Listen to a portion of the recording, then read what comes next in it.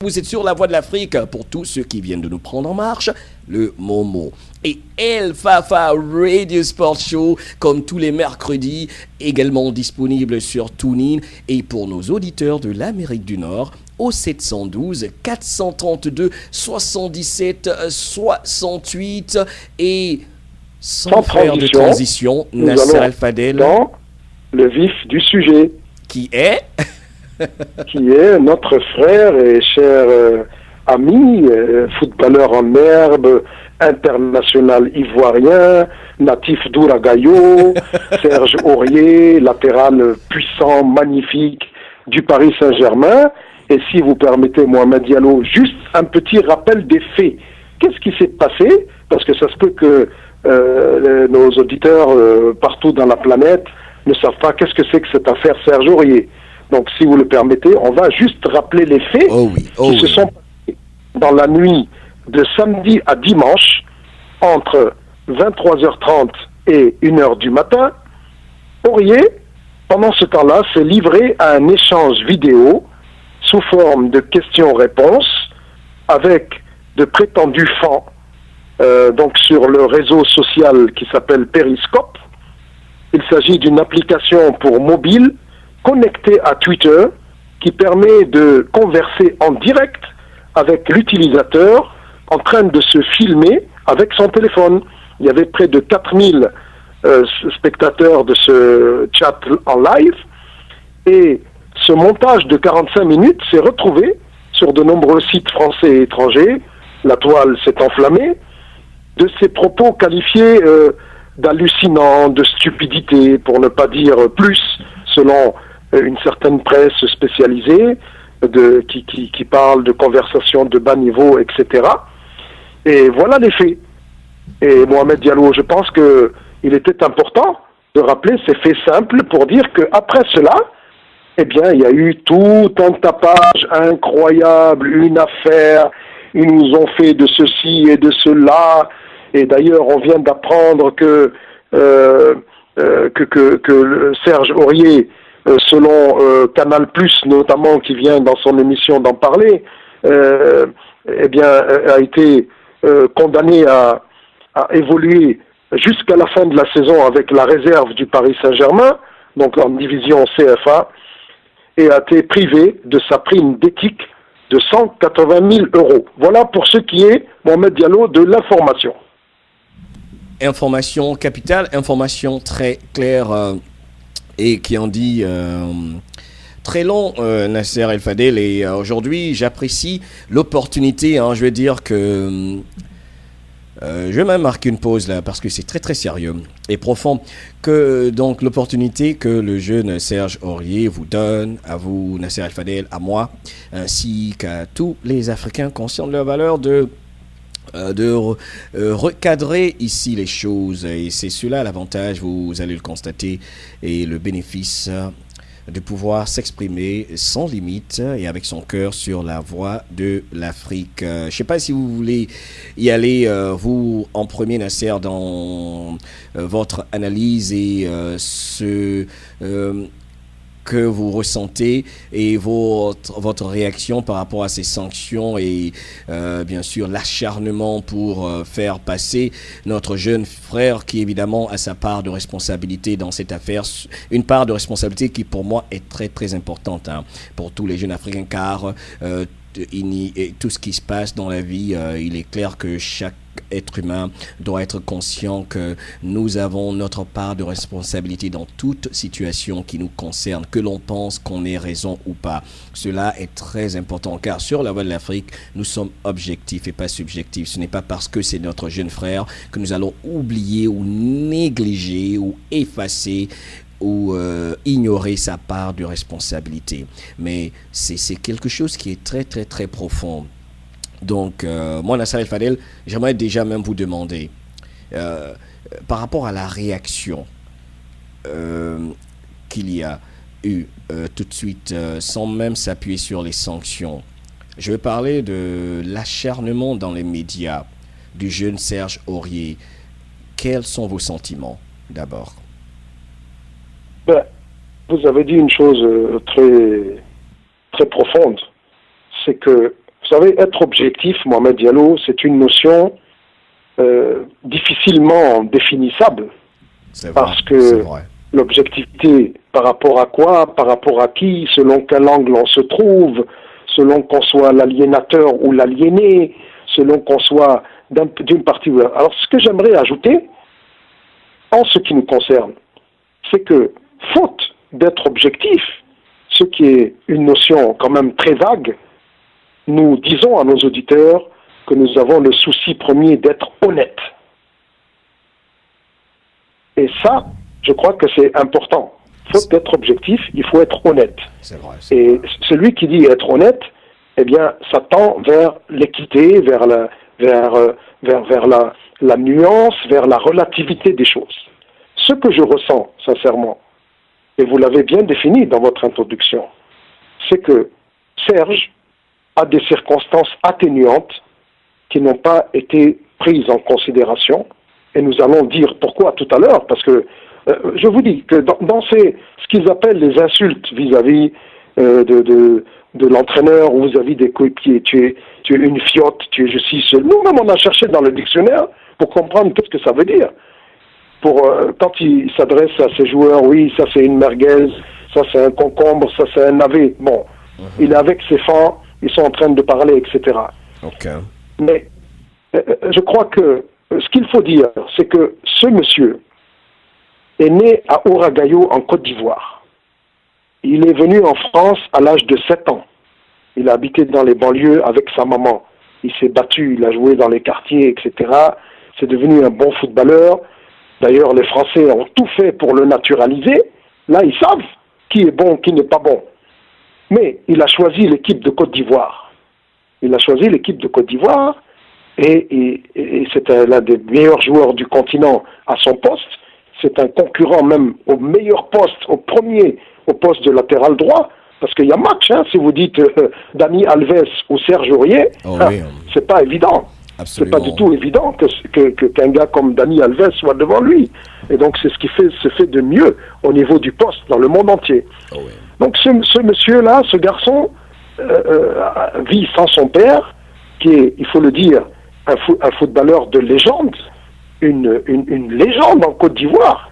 Il s'appelle Léon Bizier, son père. Ça a été un attaquant extraordinaire, puissant, Sporting Club de Gagnoa, ASEC Mimosa, Stella Club. Et d'ailleurs, nous, ce soir, on a une pensée particulière pour Léon Bizier, qui est gravement malade et qui habite seul, qui n'est pas avec son fils, qui n'est pas avec la maman. Ils sont de l'autre côté là-bas et qui est peiné par cette affaire et qui habite à Bobogar, en Côte d'Ivoire, et qui est là. Donc, si vous voulez, nous avons, tout en reconnaissant la faute du garçon, tout en reconnaissant le manque de professionnalisme, le manque de conscience professionnelle chez la plupart de nos joueurs. Parce qu'ils ont bon cœur, etc., mais ils ne savent pas qu'ils sont à l'étranger. Ils oublient qu'ils sont en danger quelque part. Ils oublient qu'ils n'ont pas de protection.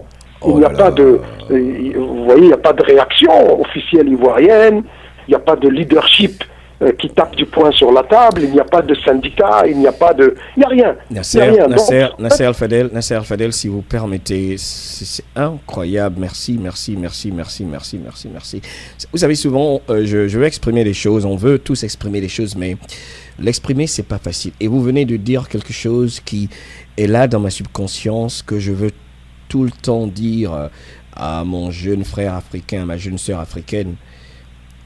Et je vais revenir là-dessus. Je m'excuse de vous interrompre, mais c'est fondamental, c'est sacré. Tout, allez-y, vous venez de dire, pour moi, la chose la plus sacrée, la plus importante, qui fait que ce genre de choses se passe, qui fait que Serge Goury est parti comme si de rien n'était, comme si sa vie n'était pas importante en Allemagne. Hein. Et encore une fois, on pense à lui, que Allah subhanahu wa ta'ala lui accorde le paradis et lui pardonne ses péchés.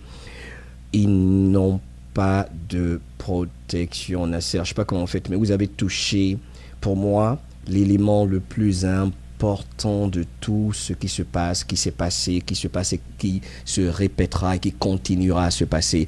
Personne ne lève le petit doigt parce que peut-être on se dit, mais de toute façon, qui osera même parler? Qui va même parler si on fait ça à Serge Aurier? Ils vont dire quoi? Et c'est triste, c'est dommage, c'est malheureux. Continuez, mais je voulais juste revenir sur ça. Ils n'ont pas de protection et c'est à tous les niveaux, Nasser. J'ai envie de vous dire, ce n'est pas qu'au niveau du football, c'est juste le jeune même immigrant qui est aux États-Unis ou en France ou ailleurs. C'est le jeune footballeur, c'est le jeune africain ambitieux qui est ailleurs. Tout de suite, lui, quand il fait une erreur, on le fait passer pour le diable. Encore une fois, nous n'oublions pas notre part de responsabilité dans nos actes. On n'oublie pas la part de responsabilité de Serge Aurier dans ce qui s'est passé. Nasser El Fadel l'a précisé, mais je voulais insister sur ça. Nasser El Fadel, merci, car ils n'ont pas de protection. Allez-y. Aucune protection. Et donc Serge Aurier, moi je pose la question à l'opinion et à nos chers auditeurs. S'il avait parlé de spiritualité, ou s'il avait caricaturé un prophète, ou s'il avait dénigré un président de la République, ou il avait parlé un peu de politique, ça n'a absolument rien fait. Même si ses propos, en termes de dégâts, auraient pu provoquer plus de choses, etc., ça n'aurait dérangé personne. Mais il s'avère, après avoir regardé ce qu'ils appellent, eux, des insultes, ou des ceci, cela, c'est que il y a une terminologie qui s'attaque un peu aux homosexuels. Dans le groupe, je sais pas quoi, bon, c'est des mots que nous, on peut pas répéter à l'antenne. Bien sûr. Ça commence par S, X, S, l'autre, etc. Et donc, nous avons le sentiment que dans ces pays dits développés, dits civilisés, vous pouvez faire tout ce que vous voulez de mal, vous pouvez être un dépravé public, faire du n'importe quoi. On a vu des politiciens financer des groupes de gens qui tuent les autres, des blanchiments d'argent, du n'importe quoi. Hein. Prendre l'argent d'un type, on dit qu'il est bon, et après quand on a fini avec son argent, on s'en va faire coup d'état sur lui, le renverser, bon, tout ça. Mais tout ça là, c'est bien. Mais il ne faut pas s'attaquer aux homosexuels. Un sujet très très sensible, que ce soit aux États-Unis, Nasser, que ce soit partout en Occident, un sujet très très sensible, et ce ne sont pas les exemples qui manquent, très chers frères. C'est le sentiment qu'on a. Voilà pourquoi nous sommes d'accord, le gars aurait pu... Mais cet acharnement, en fait, voilà, nous faisons bien la part des choses. Il mérite d'être sous les sanctions du club. Il mérite de présenter ses excuses, il mérite de purger sa peine, il mérite des sanctions financières, etc., tout cela. Mais nous disons à une certaine limite que stop, il y en a trop est fait contre le monsieur, et de façon trop facile, et nous l'avons expliqué. Donc il s'est malheureusement mis à dos des groupes, et nous avons cité.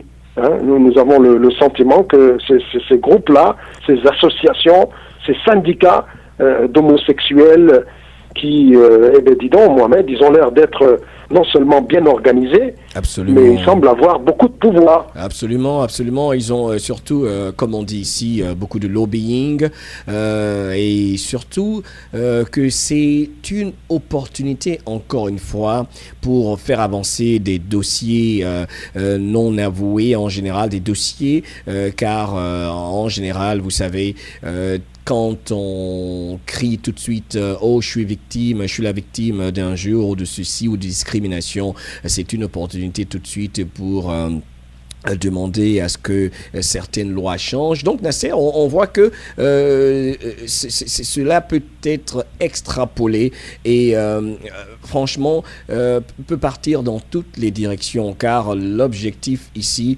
est de rappeler à tous les auditeurs et à toutes les auditrices que quand il y a une situation telle que celle de Serge Aurier qui se passe, il est important de marquer une pause et d'aller au-delà de ce que Serge Aurier a dit, comme on dit quand on lit un livre, en lisant entre les lignes, en écoutant, si je peux même ainsi dire, pourquoi pas, entre les paroles. Et il y a des mots-clés qu'il faut retenir.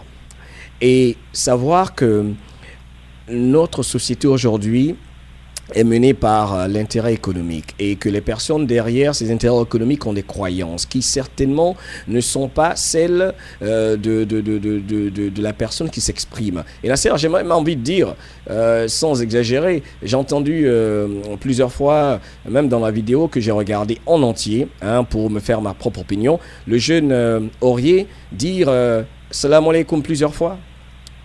Ça peut même offenser. Ne serait que dire cela. Je reste objectif ici. Encore une fois, je précise que Serge Aurier a sa part de responsabilité, car cela montre que nos jeunes joueurs méritent d'être mieux encadrés. Voilà pourquoi je rappelle tout le temps à tous ces auditeurs qu'il est important de savoir à qui on parle, qui on écoute tous les jours.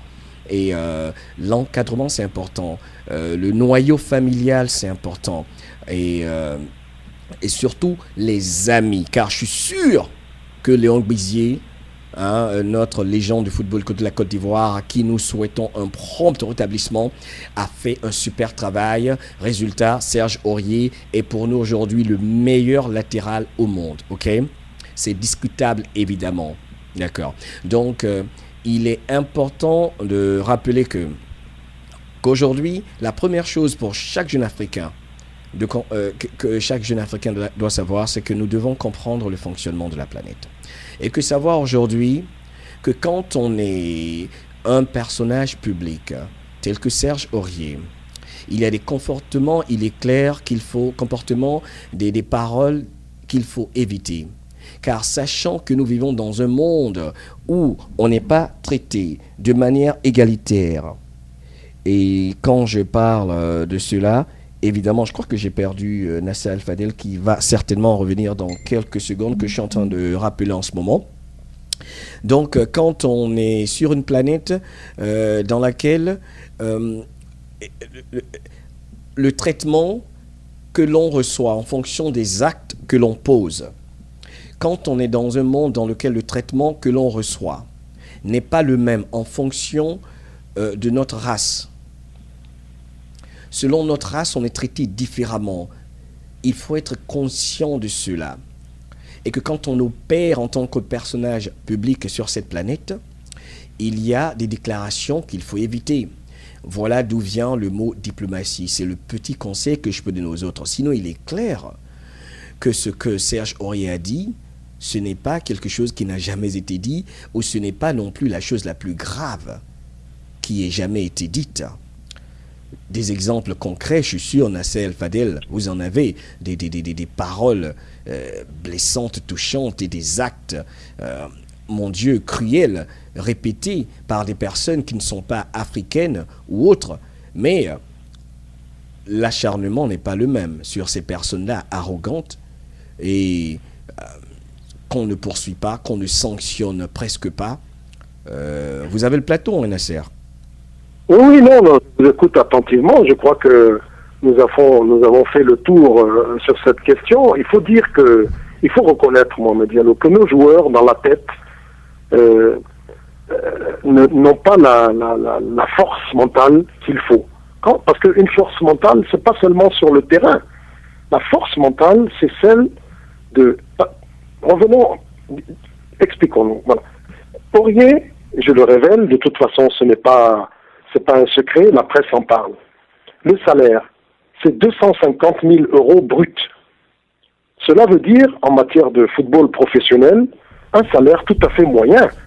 C'est un des plus bas salaires même de l'équipe. Parce qu'aujourd'hui, les footballeurs professionnels de premier plan, donc en Europe, de la haute écurie, le haut de gamme, c'est au-dessus de 400, de 500 000 € net, très souvent. Donc, il faut dire que nos joueurs ne sont pas tellement, c'est-à-dire ils veulent réussir pour avoir les moyens, pour avoir de bons contrats. Mais quand ils ont un bon contrat, il faut reconnaître qu'ils pètent les plombs. Ils ne sont pas dans la tête prêts. Être prêt, ça veut dire justement supporter ce statut et ne pas trop penser à ce qu'on gagne et rester concentré sur l'essentiel, c'est-à-dire sur la santé, sur le repos, sur la discipline, sur la la promptitude, sur le fait d'arriver à l'heure, de bien lire le programme, etc. On est trop agité, trop agité. Aujourd'hui, j'ai vu, quand je dis on, c'est-à-dire l'Africain en général, on veut arriver, on se bat bien pour arriver, mais on se croit arriver trop vite. C'est vrai, c'est vrai.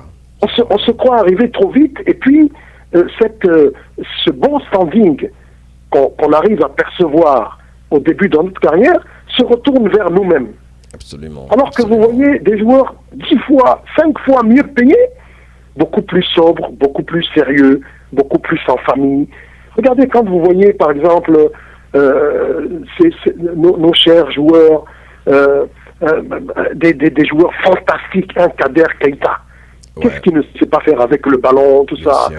Et puis on entend un joueur comme Abdoulaye Traoré, qui est parti dans les années 80, fin 80, et puis on a entendu des choses pas très agréables, et puis paf, la carrière est terminée.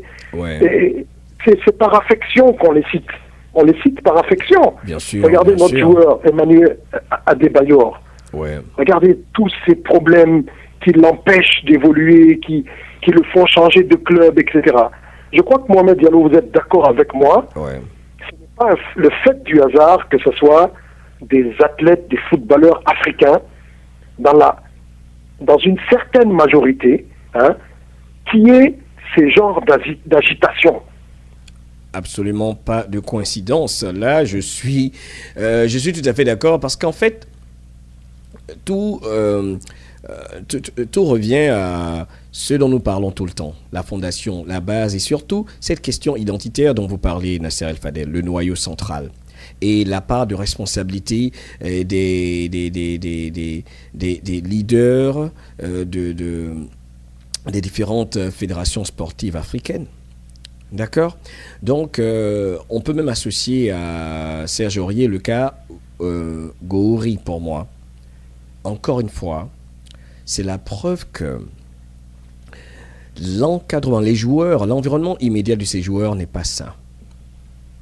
Pour que Serge Aurier, pour moi, Nasser, ça c'est mon avis personnel, ça n'engage que moi, en pensant au Lionel Messi et tout ça, pour que Serge Aurier décide un de ces quatre avec un ami d'aller sur YouTube, fasse une vidéo comme celle qu'il a faite, c'est la preuve qu'il y a évidemment pas des conseillers avisés, sérieux et qui bien sûr peuvent l'influencer autour de lui. Et je peux ramener ce problème-là au fait que vous disiez tout à l'heure, Nasser Al Fadel, qu'ils pensent qu'ils sont arrivés un peu trop vite, alors qu'ils n'ont même pas encore commencé.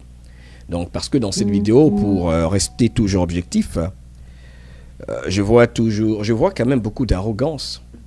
Voilà pourquoi la Voix de l'Afrique, sur la Voix de l'Afrique, on ne peut que dire les choses comme elles sont honnêtement.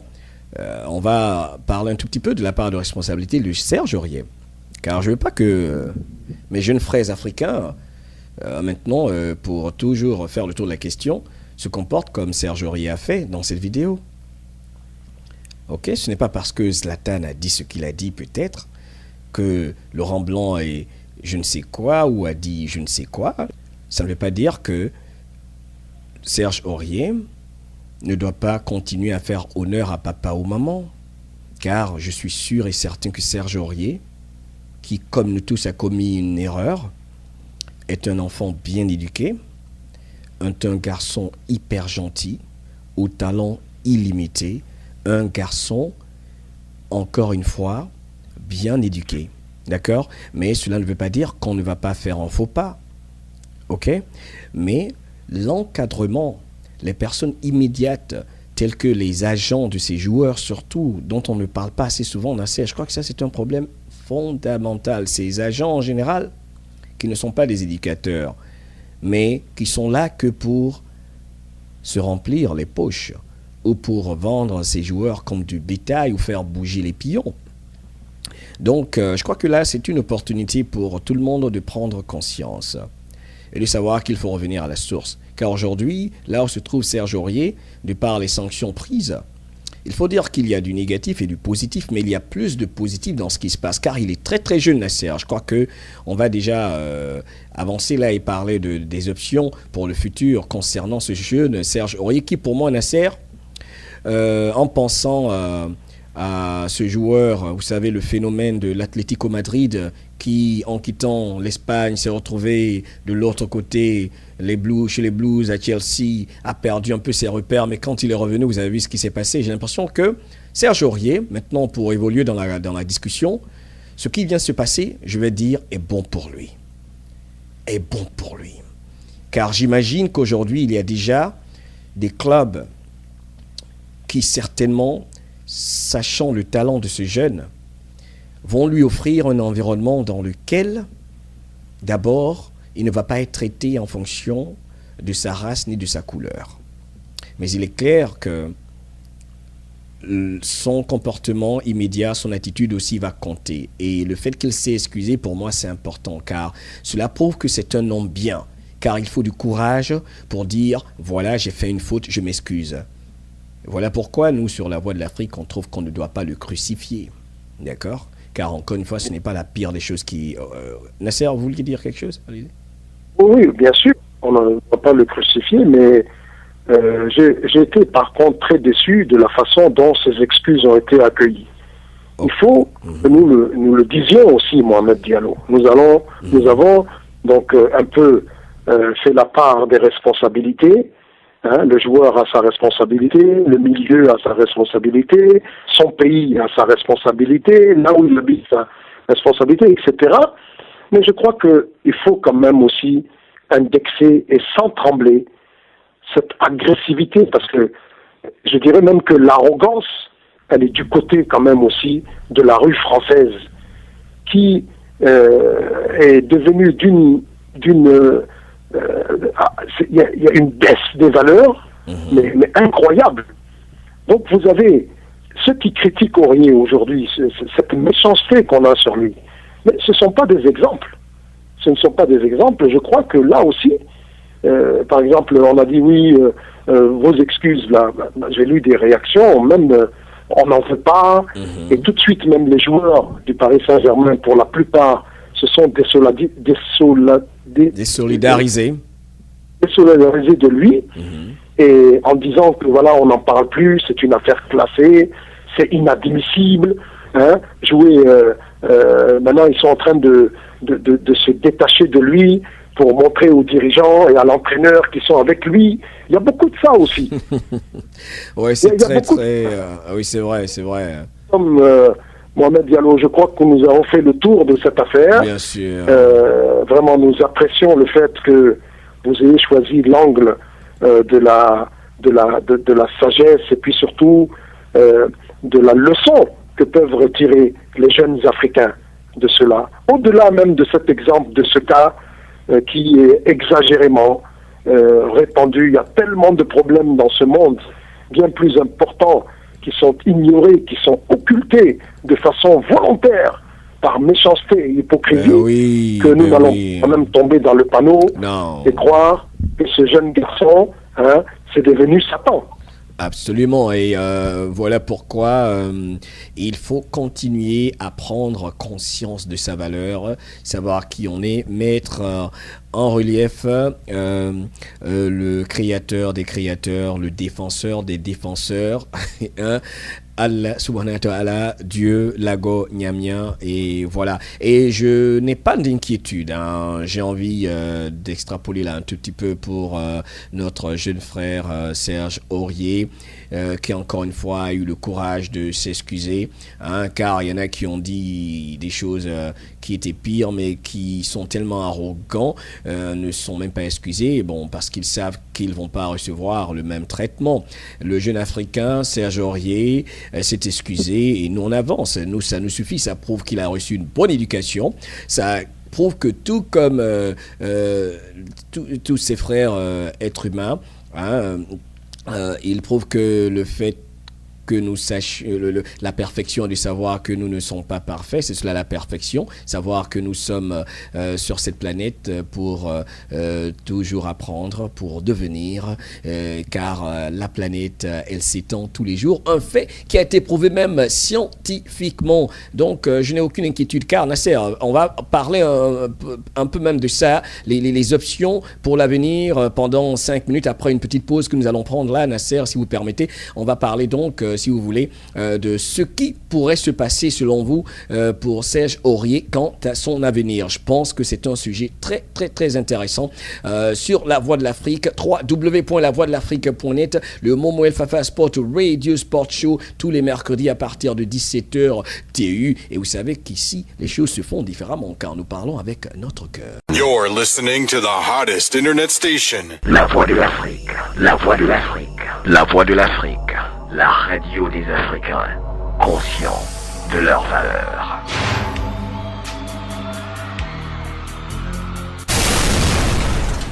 Par rapport à cette histoire d'arrogance et de comment on juge l'être humain en fonction de sa race, ce n'est pas nouveau, Nasser, ça se passe même au niveau de la NBA. Aujourd'hui, je suivais tout à l'heure une de mes émissions préférées ici, First Take, avec deux journalistes, l'un blanc, l'autre noir, le show numéro 1 ici côté sport, et ils discutaient du fait que les joueurs, les athlètes de race noire sont traités différemment. Il y a Peyton Manning, vous vous souvenez, Nasser El Fadel, je vais soulever le problème, c'est un super parallèle par rapport à Serge Aurier.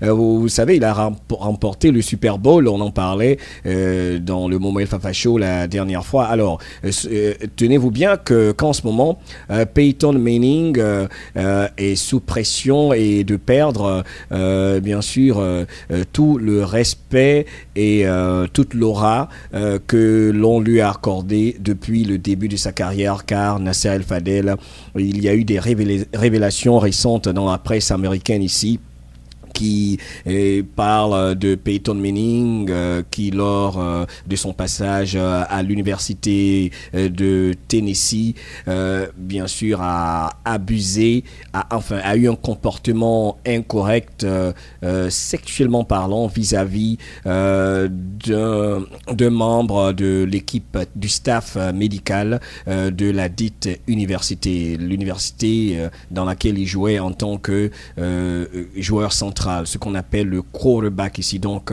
le grand Peyton Manning que l'on a toujours considéré comme étant le joueur exemplaire de par le comportement sur le terrain et surtout de par sa vie sociale qui est exemplaire, le joueur respectable, qui respecte tout le monde, qui est docile, qui est doux, qui est classe, mais il s'est révélé, Nasser El Fadel, et c'est la grande nouvelle ici, c'est ce dont tout le monde parle en ce moment. Et Peyton Manning lui-même, aujourd'hui, l'on révèle qu'il a eu un comportement déplacé vis-à-vis d'une dame qui est membre du staff médical. Et aujourd'hui, la question donc que posait notre confrère américain dans son émission, disait comment est-il possible que Peyton Manning, qui a commis un acte ignoble selon le rapport qui a été publié dans le New York Times, Nasser El Fadel, le journaliste noir américain s'est posé la question de savoir comment il était possible de faire passer cela sous veilleuse, de ne même pas en parler, et que ce soit seulement après 20 ans qu'on en parle aujourd'hui. Comment est-ce qu'on a pu protéger Peyton Manning ainsi? Est-ce parce qu'il est blanc, parce que lui, il a précisé le fait que les athlètes noirs, dès qu'ils même se grattent le visage sur le terrain, c'est un problème. Tout comme le jeune joueur qu'on l'on appelle Cam Newton, qui était en face de Peyton Manning lors de cette grande finale de football américain, le Super Bowl, encore une fois, le jeune Cam Newton, qui lui est noir américain, parce qu'il gagne, parce que quand il il marque, bien sûr, il célèbre d'une façon différente, avec beaucoup d'énergie. Donc, dans les médias, il a été crucifié juste parce qu'il est content et célèbre. Et le fait, évidemment, qu'il soit noir, selon ce journaliste américain, et plusieurs autres journalistes qui ne sont pas noirs également, qui sont objectifs et sincères et honnêtes, ont reconnu que la carte raciale joue toujours un rôle dans le traitement des athlètes. Donc, un super parallèle, comme quoi il y a toujours de la matière quand on est sur la voie de l'Afrique, Nasser El Fadel. Donc, il s'est posé une question fondamentale, ce journaliste. Comment est-ce qu'on a pu protéger Peyton Manning pendant 20 ans? On a toujours cru qu'il est un saint. Et il se révèle qu'il a posé un tel acte il y a 20 ans et que cela n'aurait jamais été possible s'il était noir. Donc il y a du vrai dans ce qu'il dit et donc il y a un gros problème aujourd'hui car Peyton Manning est déjà considéré comme quelqu'un qui est hypocrite. Et vous savez que je l'aime beaucoup, je le respecte beaucoup et je ne vais pas le juger pour ce qu'il a fait avant qu'il ne commence sa carrière professionnelle, c'est clair. Mais cela en dit long sur ce qui se passe aujourd'hui vis-à-vis de tout athlète selon sa race, tel que notre jeune frère Serge Aurier. Car quand on est athlète et qu'on est noir, le traitement, la réaction est différente. Quand on est athlète et qu'on est blanc, de notre race, le traitement, il est différent. Nasser El Fadel, un mot là-dessus? Alors, je crois que c'est avec beaucoup de courtoisie que vous parlez, parce que quand vous dites quand on est noir et athlète, mais même quand on est président de la République et noir, ouais. Quand on est leader religieux, quand on est un chef de canton, un chef coutumier, c'est vrai. Et qu'on est humilié par permettez-moi le terme, un vagabond qui serait même pas balayeur chez lui, c'est vrai, je crois que vous avez donné l'intonation qu'il faut. Nous allons résumer les choses. Bien sûr. Victime d'injustice ne veut pas dire semer le désordre et se révolter de façon aveugle de façon violente. C'est vrai. Celui qui est victime de justice va rester digne. Il va rester toujours. la priorité aux valeurs et nous devons rester exemplaires. Si vous permettez, Mohamed Diallo, bien sûr. Je vais vous retransmettre une question posée par un très fidèle auditeur qui vient de me faire signe. Nous le saluons, il s'appelle Zen Mroué, il est à Abidjan. Bien sûr. Et il nous pose la question suivante, Mohamed Diallo. Allez-y.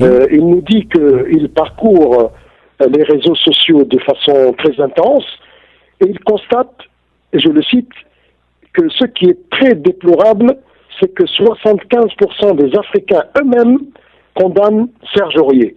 Est-ce que vous avez quelque chose à dire à ce sujet-là? Wow. N'est-ce pas assez étonnant quand même? Wow, alors déjà merci à Zen Morier que nous saluons respectueusement, qui nous écoute du côté d'Abidjan. J'aime beaucoup la question et Nasser. J'ai énormément de choses à dire, mais je vais être très bref. Allez-y, vous êtes le PDG de l'antenne.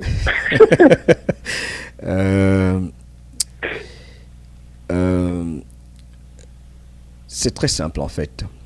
Et quand je marque une pause, vous savez, vous me connaissez très bien, grand frère, cela veut dire que ça me touche profondément.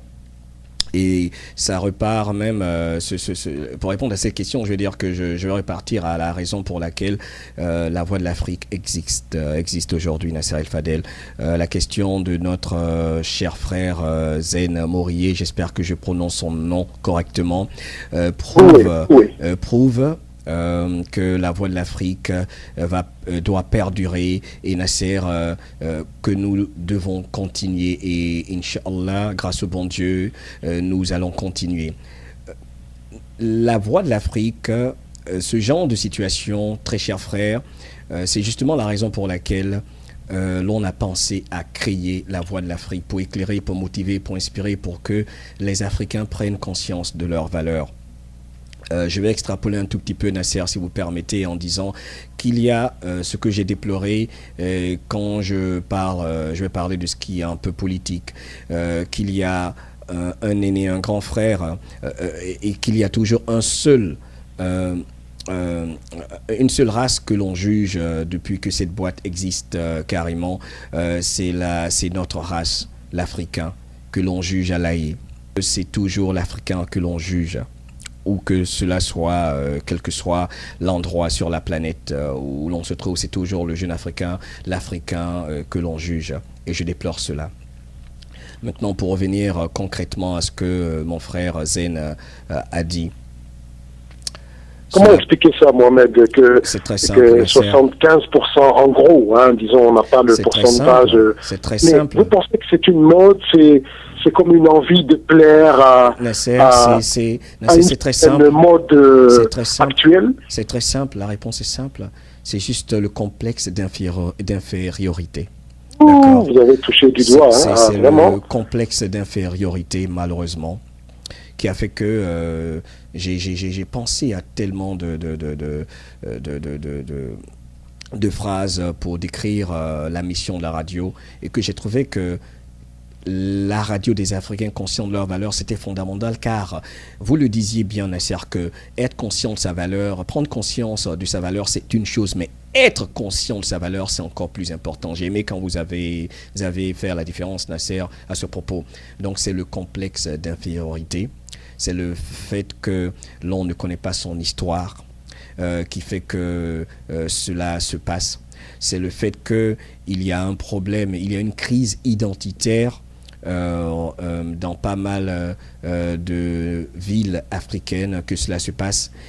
C'est aussi le fait de la désinformation, Nasser El Fadel, et surtout ne pas savoir soi-même que l'on a de la valeur et qu'on est important. On n'a pas besoin de trop banaliser et d'aller trop loin. C'est aussi simple que cela, Nasser El Fadel. C'est le complexe d'infériorité pour moi. C'est tout ce que je peux dire à notre frère, et c'est dommage. Et voilà pourquoi nous, sur la Voix de l'Afrique, nous prenons le temps de marquer une pause, de rappeler à tout le monde sa part de responsabilité par rapport aux actes qu'il pose. Et voilà, Nasser, même par rapport à ce que la question est tellement importante qu'on peut l'associer à tout.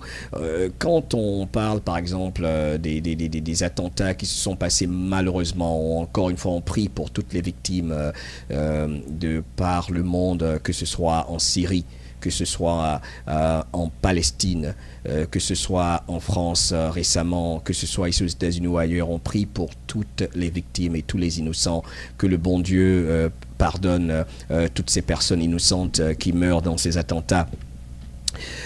Mais j'ai envie de dire, par exemple, sur Facebook, Nasser, vous vous souvenez que Facebook a donné la possibilité à tout le monde de mettre le drapeau français pour exprimer sa compassion et sa solidarité vis-à-vis de la France. Ce n'est pas mauvais. Mais quand tout de suite, quelques heures, quelques jours après, il y a eu un attentat au Nigeria, c'était même difficile de voir. Il fallait creuser pour voir des Africains même exprimer leur compassion pour leurs propres frères nigérians. Donc, Nasser, ce n'est pas un phénomène nouveau, malheureusement. Et tout ce que je peux dire à notre frère, c'est que 75% même, c'est un bon nombre, Nasser, car il y a encore 25% qui nous donnent de l'espoir. Hein, le grand frère. Cela veut dire que c'était un problème profond. Un problème qui se ramène à la prise de conscience totale en revenant à notre histoire, en rappelant par exemple que nous avons ces légendes du football africain que Nasser, bien sûr, dont Nasser parle tout le temps, en rappelant que nous avons des leaders fiers qui ont le courage de dire non et qui ne veulent pas être l'esclave de qui que ce soit, et qui préfèrent garder leur dignité que d'être des robots et répondre automatiquement oui, oui, oui, oui, oui, oui, dès qu'on leur dit quelque chose, parce qu'on en veut qu'ils ne soient que les serviteurs. Donc c'est un problème profond, et j'aime parler des solutions ici sur la Voix de l'Afrique. La solution à cela, c'est encore une fois s'informer, écouter des personnes qui vous parlent avec leur cœur. Et la seule façon de savoir si quelqu'un vous parle avec son cœur, c'est Écoutez les sentiments quand vous entendez cette personne vous parler. Oubliez le statut, la race, l'âge, le titre de la personne, que ce soit un leader ou pas, quelqu'un que vous rencontrez dans la rue, ce citoyen lambda, comme tout le monde dit si bien. Il faut écouter vos émotions, vos sentiments. Quand je vous parle, quand Nasser vous parle, quand Zen, toi qui nous écoutes, parle à quelqu'un d'autre, quand Mustapha, ce sympathique auditeur qui est à Niamey, Nasser, sympathique message qui vient d'arriver, de Niamey, Nasser, de Niamey. Alors là, j'aime beaucoup quand on est à l'antenne et que des auditeurs envoient un message. Mustapha, assalamu alaikum, du côté de Niamey, parle. Il faut écouter les sentiments de Mustapha, les émotions dans la voix. Parce que vous savez, quand quelqu'un parle avec le cœur, on le sent tout de suite. Vous savez, le plus important maintenant est quand vous recevez le message et de l'implanter dans votre subconscience pour que cela devienne une habitude. Parce que nous sommes le fait de nos habitudes. Nous sommes le fait de nos habitudes créées par quoi? C'est cela l'un des secrets que connaissaient nos prophètes, nos guides, et qui reposent tous en paix, ceux qui nous ont quittés évidemment. C'est la répétition. C'est une arme fatale, Nasser El-Fadel.